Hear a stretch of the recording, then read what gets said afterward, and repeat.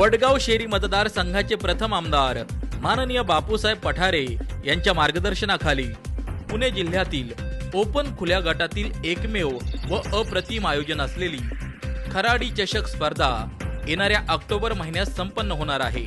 सलग 18 वर्ष या स्पर्धेचे आयोजन पाहायला मिळाले।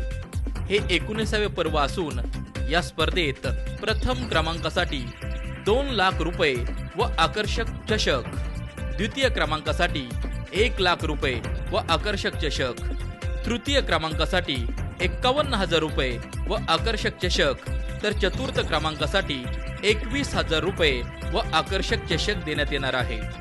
याशिवाय 40+ विजेत्या संघाला देखील 25,000 रुपये पारितोषिक व आकर्षक चषक देण्यात येणार आहे। या स्पर्धेला अनेक वैयक्तिक पारितोषिक